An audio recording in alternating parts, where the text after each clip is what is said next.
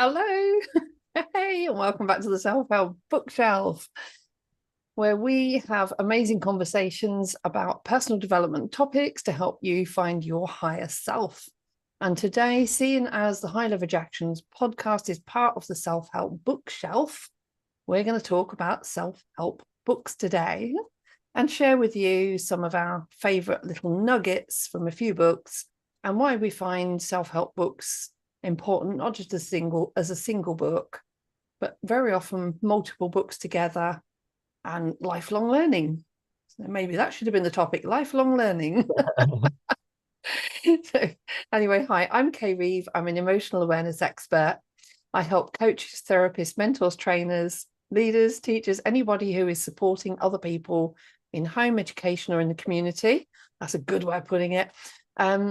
So anybody who's helping with emotional issues, home education or community, and I help people to understand the human emotional cycle in a visual learning format.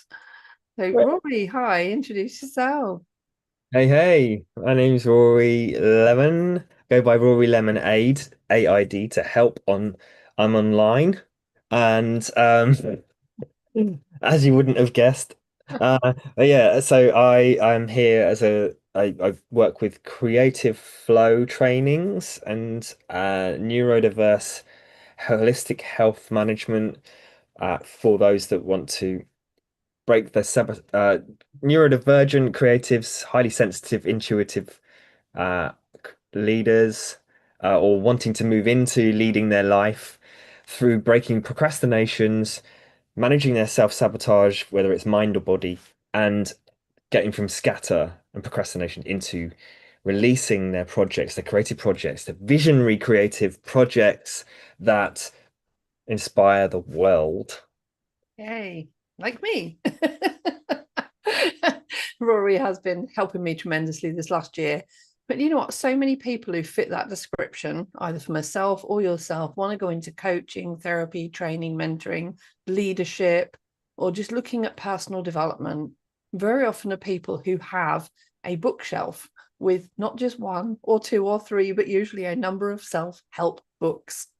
And they're a great way to learn from other people who are coaches, therapists, mentors, trainers, experts, whatever they do in the world. But people who are paying forward years and years worth of knowledge through a bundle of pages. Now, I've got four books here with me tonight that I've picked up, um, as well as I have my own books. The starting mine is Brain Unchained, and this is about emotional awareness for teenagers and young adults and parenting teens.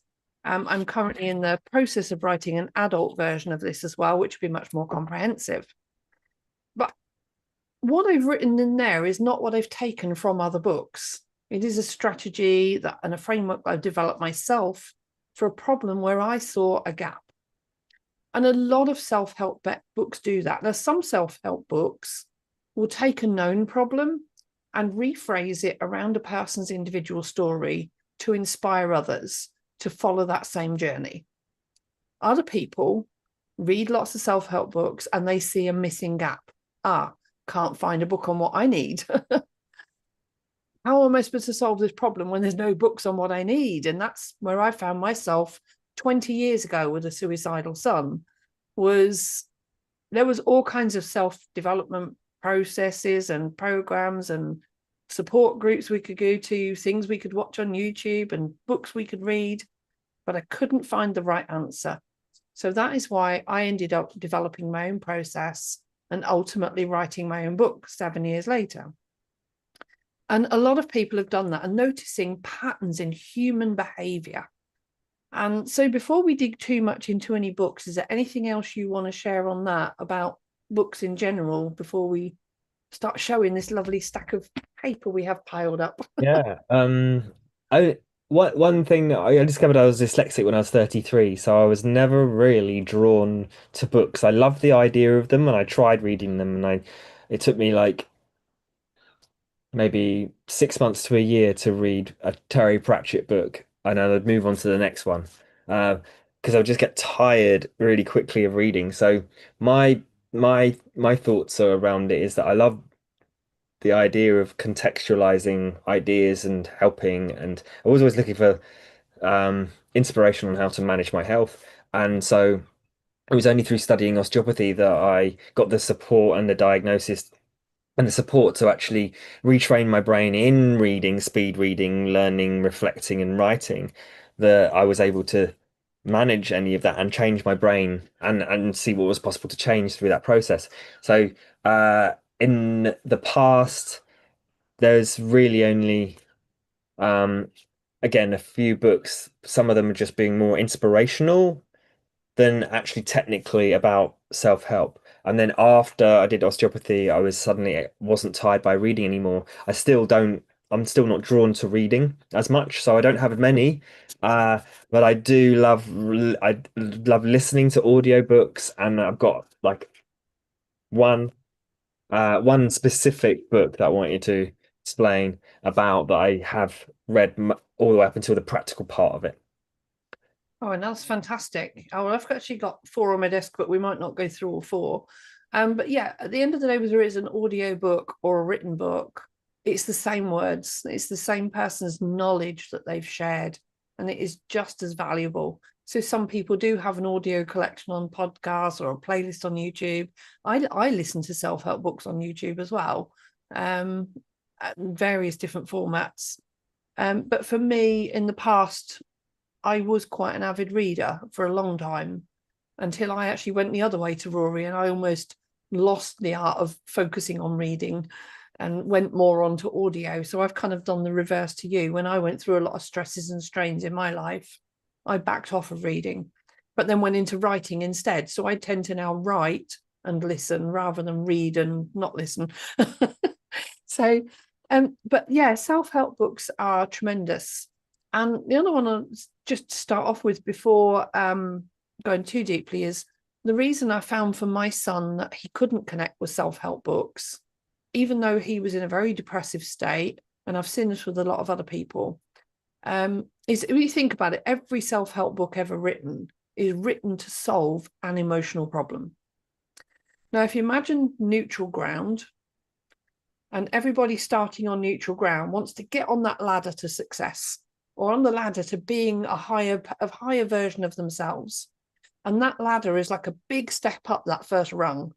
And nobody can reach that without support from somebody else, like a bunk up the ladder. And that's where we have coaches and therapists and train, or coaches and mentors and trainers, is they are there to help us move up that ladder. And even if that is by reading a book and reading their work or watching their YouTube videos or listening to their audiobooks, that is them giving you a step up that ladder. And that gives you a boost to create more growth in yourself. Now, for somebody who's stuck in depression, in the pits, in a rut, rock bottom, this is where the therapists and some coaches and mentors come in down here as well, is to help these people back up to neutral ground. But now and again, so you imagine being stuck down here and the ladder's up near, now that gap is even more out of reach.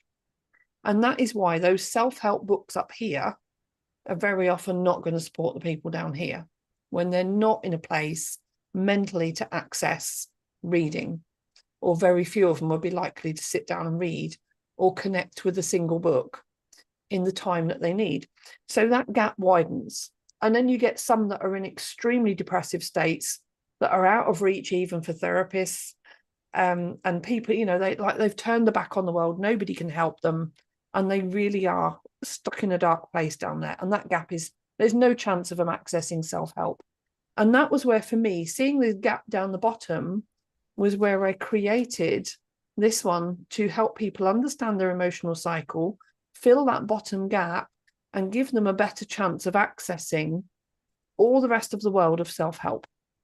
So this is where I mean about seeing gaps. Seeing gaps. Everything, I'm going to start with this one, The Little Book of Big Coaching Models. Now, it's not so much a self-help book, this one, as a help book for coaches and trainers and therapists. And every single model in this book, and it's full of, I can never find one the day I want one, all kinds of models and frameworks in here. Some of them, they're all fairly simply diagrammed out all the way through. but every single one of them is helping resolve an emotional issue. Well, seeing as the emotional cycle is a part of every reason there's a problem, that's why I love this book, because my system works with everything in this book and it supports it, not competes with it, but it underpins it. So for me, this was a great one for me to study when I was developing my framework, because it helped me understand a number of different emotional issues that needed to be resolved and made sure that my framework helped to strengthen the work in all of them, not weaken it. So that was a good one for me. But another one that did help quite early on was this one. And this is a very popular book, and most people have heard of it. And if you haven't read it, I do highly recommend this. Stephen R. Covey, The 7 Habits of Highly Effective People. Now, I heard about this before I'd even started on my framework. I heard about this when I was working in an office, and somebody told me about this book. When I started reading it, there was a particular chapter. You can see I've got various bookmarks in there, they've all got a bit tatty now. But somebody told me about the concept of interdependence.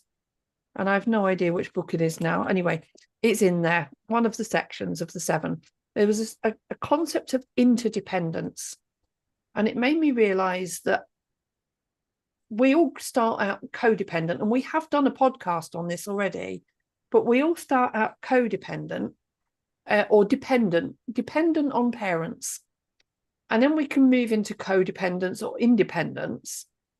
And we raise teenagers and young adults to say, you've got to grow up and you've got to be independent. But that's scary for them to think. It feels like an abandonment. And codependency is a fear of abandonment almost, and clinging on, where independence is also sometimes them not being willing to ask for help when they need it. And it can be a bit of a conflict between codependence and independence. But there's this other amazing concept that very few people talk about, and that is interdependence, teamwork, and knowing when to be independent, when to support others, the codependence, and when to be interdependent, like proper teamwork. And that was a massively beneficial conversation with both my children as teenagers, but also for myself, understanding it, building my business, and also when I've worked in various workplaces with colleagues, understanding interdependence was really powerful. So that's my first couple. I'm going to let you do yours if you like, Rory, and then I can, if we have time, but we're going to keep it to half an hour. Right? Yeah, so not a total hard stop. That's all good. Yeah. So, um, thanks for sharing all that. I love that. I love the context behind how you wanted to, or you did find a place for that book very intentionally. I love it. I love it. So, it's actually quite funny because like what you're sharing about most self-help books, like being more about the coaching, going from start to self-empowerment or betterment, or chasing creating vision or whatever it is, and how there's the gap where we can get, or people get really stuck, not just in aimless, but actually really need health and healing. And so actually and it's funny because like this is the book that um uh completely changed my life in a lot of ways. It's called The Way of Qigong, which is and it's the art and science of Chinese energy healing, which sounds quite woo-woo. But actually it's the art and the science of a modality that is all underpins the movement and breathing practice of the entire Chinese medicine throughout tradition and history. And so I'd just come out of osteopathy studying all the science behind healing. And so the what was fascinating was I'd already heard about how breath work and breathing mechanics and slowing things down, but also building up CO2 actually helps to access oxygen and energy. So it's not just energy from a point of view of, you know, invisible force that is difficult to, it's easy to argue about what's actually happening with health and healing and energy. And that's where the arguments came in from before around whether it's woo-woo or not. Whereas this has underpinned the science behind it just as much because it was all the guy called Kenneth S. Cohen, and he has written it, it's for Western language, English, obviously, to extract that from the this ancient art of what was started off as Qigong, which basically means work with your energy, and how that then translated into it came from taking the ideas of yoga into China, from India to China, and then went from working with energy practice, standing meditation and breathing, through to Tai Chi, then Kung Fu, then all these other modalities of martial arts, all based on having a practice of cultivating an internal energy for healing, first and foremost. So, without going into too much of a rabbit hole about this, I would just say that this book completely formulated how I wanted to start becoming a coach because I wanted to help people with their moving and breathing well. And this was the best introduction that I found for that approach because I was into yoga at the time. I I even I've got a couple of things I'll say about it that um there's firstly uh, one of the people that writes the forward here is that this the most comprehensive book on Chinese healing art, Qigong, related to Tai Chi. Qigong is a series of movements designed to bring Qi or the life force into the body and encourage it to flow without blockage.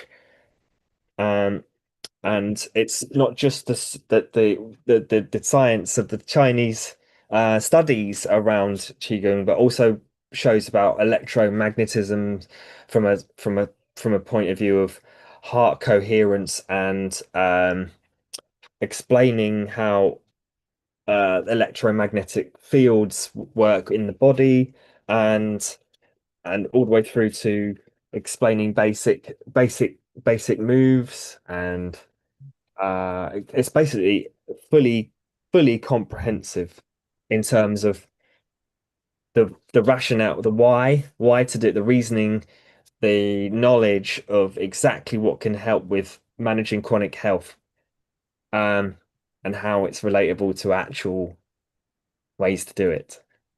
Um, so it's really changed my life because I was immediately able to then transfer that to the lymphatic health exercise stuff and the moving and breathing well. And I even wrote my own personal forward because I was so inspired by it as well.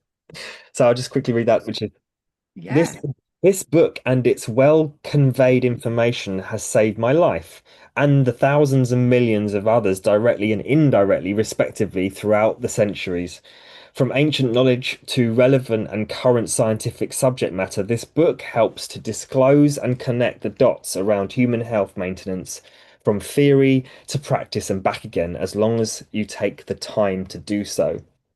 Often a discipline that is treated as separate or different to yoga, Qigong is an intrinsic part of doing yoga and simply makes you better at any movement practice or exercise and life. I think it's something that has been very much missed from people's lives and daily practice and is essential for keeping the body and mind, especially in adults, healthy. This thus maintaining an adaptability to daily stresses, ideally practiced either separately or combined with other exercise plans.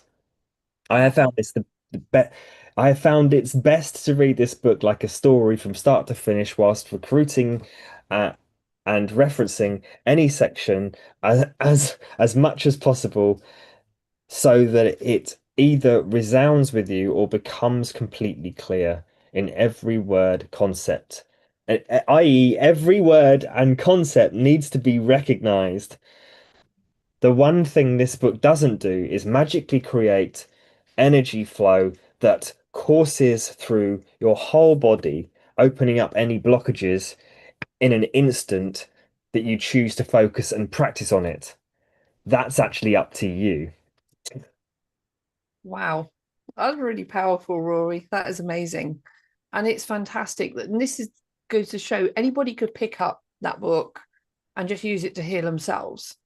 Or like yourselves, it can inspire, book can inspire others to help others. And that's the ripple effect. And again, there's another one we've done a topic on. So there's another previous episode, the ripple effect. So we've got lots of amazing topics that all connect together for an even bigger picture, which is what I love.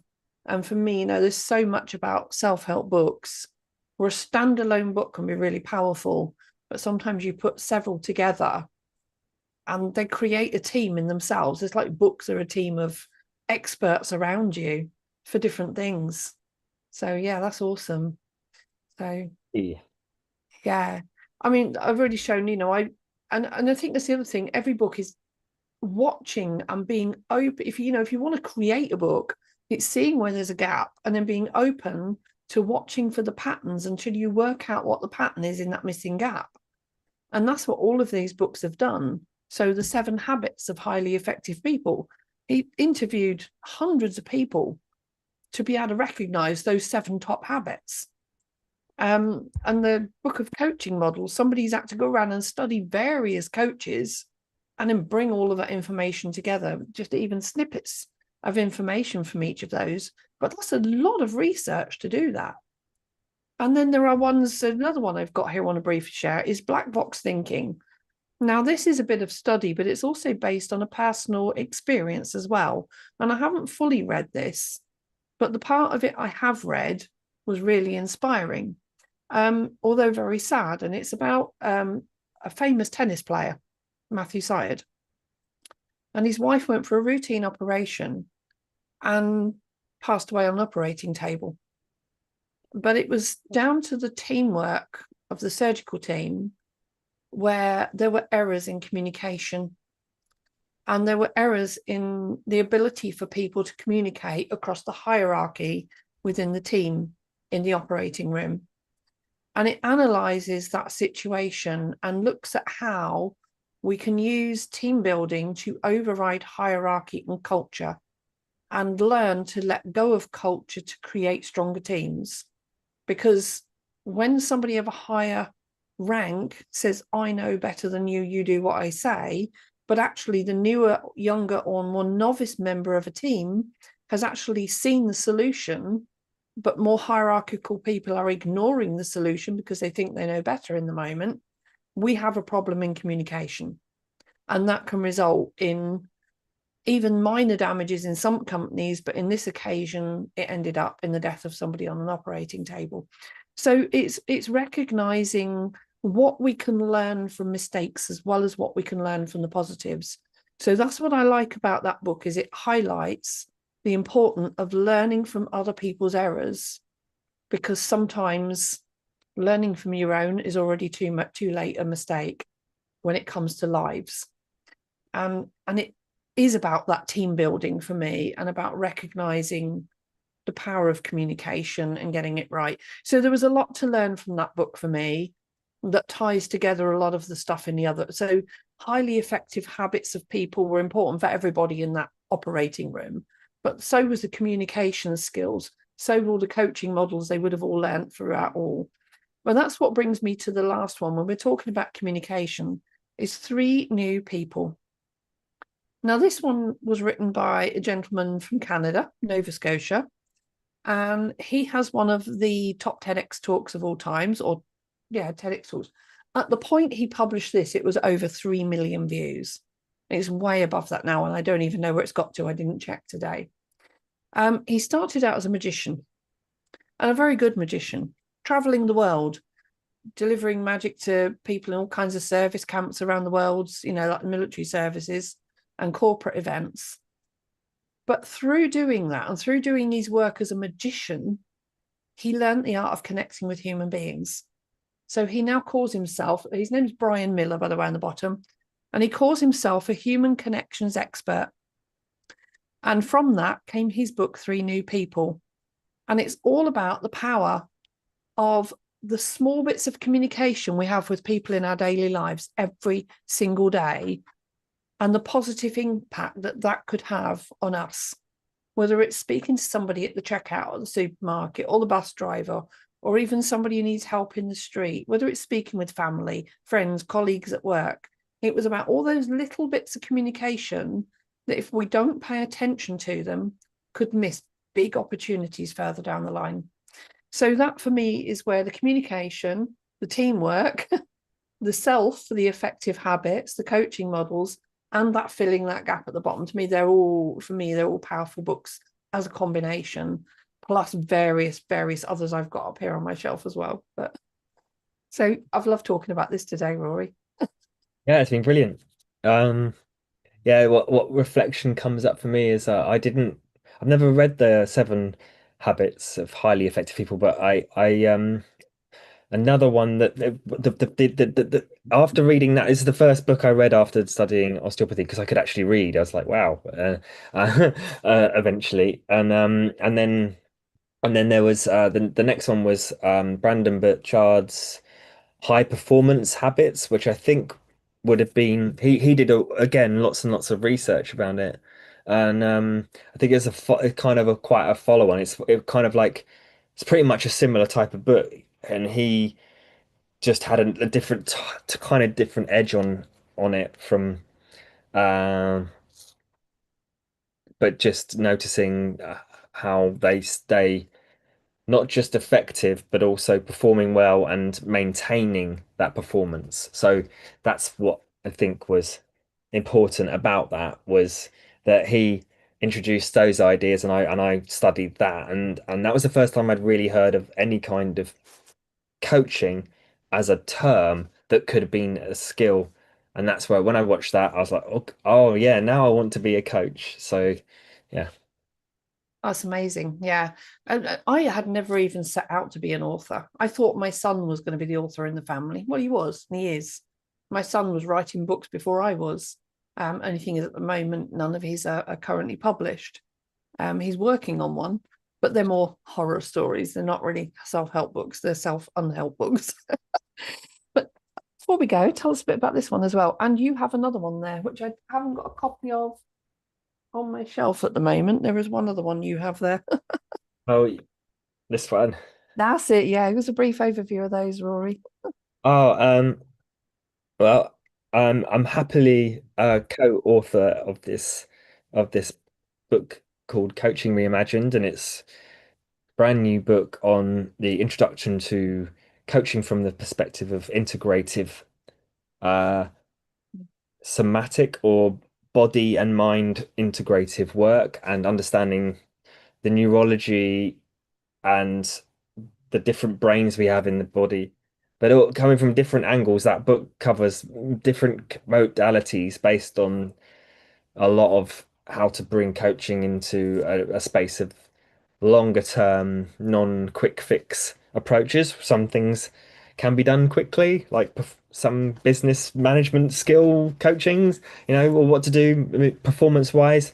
And then there's this sort of more integrative, chronic development of habits, changing habits, skills. And so I was very, very happy to be invited to represent neurodivergence, creative flow, and holistic health as a modality in what I've learned, which is, three different areas all brought together and under my hood of what I love to bring to the fore. And also chapter 11, which is my favorite number.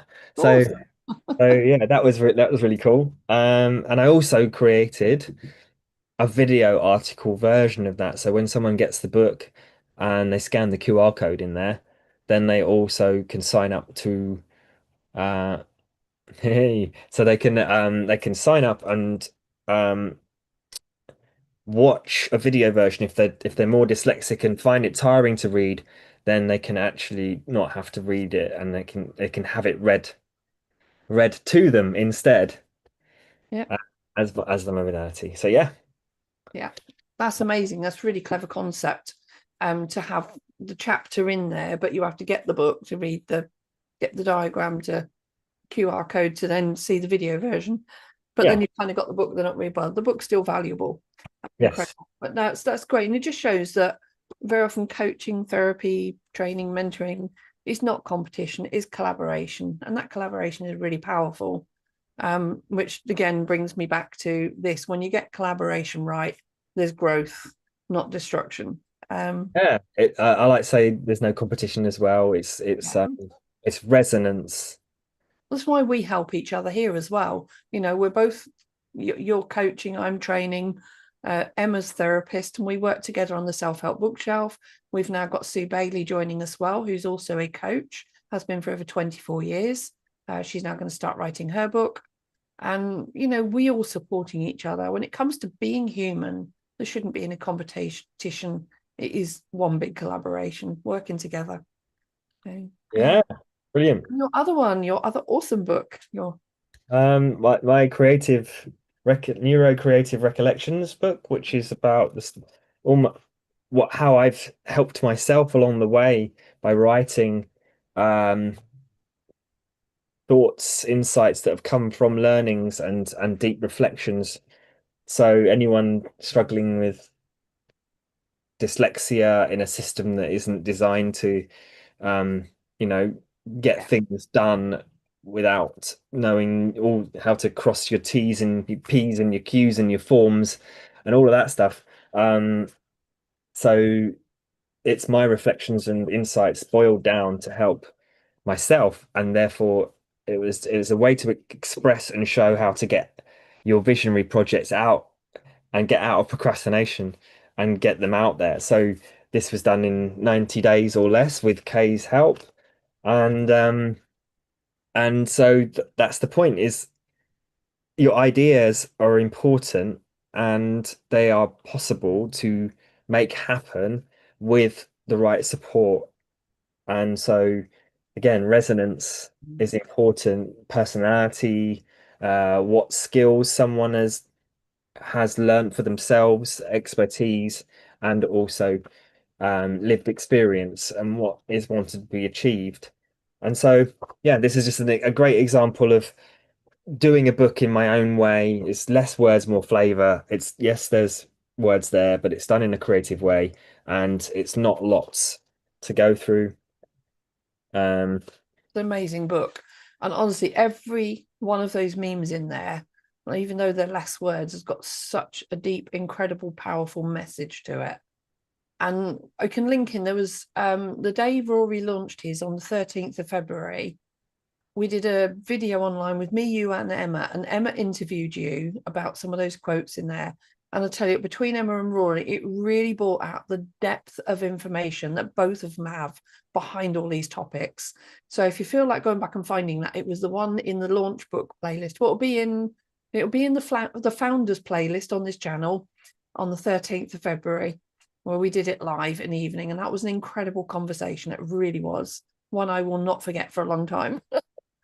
And I'll finish off with things can be things can only be as phenomenal as your best aspirations as you create them. Wow, brilliant. And every one of these people has created phenomenal books, some incredible bestsellers out there. Hoping one day that mine will be a bestseller amongst them. I'm working on it. It's definitely in the works. But no, it's amazing. And say for us, self-help books are a key part of what we do, but they're not the biggest part of what we do. They're a way of taking our knowledge and sharing it out for people who like to read books, want to be able to sit and digest the knowledge and process it and work through it at their own pace. But at the same time, other people prefer that human contact and to work one-on-one, to actually be able to speak to us through the camera or on Zoom or on the phone. And that's why we do the coaching therapy training as well. So we both offer different programs. That's why I'm looking for the coaches, therapists, trainers, mentors that want to take that visual, emotional awareness to the people who need it, the ones that are stuck down in that pit. If you're helping them, then you're probably my ideal client. Where for Rory, he's looking for those people with a neurocreative aspirations and dreams, but feeling stuck up here. can't get up that ladder. And that's where you're here to help those people. And maybe they're a little bit stuck as well, because I know I was last year and you've helped me tremendously. And we just really, really want to inspire you, and also want to hear what your favorite books are. What books have inspired you, helped you, in what way, or ones you recommend might help other people? Pop it all in the comments. We love comments because that's all collaboration as well. The more you comment, not only the more you feed information to us, but to other viewers, and that helps feed it out to the wider audiences as well. So we're almost kept it to the half an hour, Rory, but we will end on that tonight. And thank you ever so much, everybody. Have you any last words from you before we wrap up? Um, create joy. Yeah, from the Go heart. create Yeah. joy right now. Yes, absolutely. And we will see you again for another episode on the Self-Help Bookshelf's High Leverage Actions podcast next Monday with a surprise topic again. Creating joy. But yeah, I think we did similar one. We already done the surprise element. But yeah, we will think of another topic. I hadn't done a lot of thinking today because I'd had some health challenges and was kind of out of the house for a while dealing with that. But without going into too much detail, we will see you for another episode next Monday. And if you are in the Facebook or the LinkedIn Self-Help Bookshelf group, we will pop a note in with the video replay to say what we're going to come up with for next week. So thank you for watching in today, everybody. It's been amazing having you here. Don't forget to like, subscribe, share, and tell everyone else what you found out today about self-help books that inspired you. Amazing.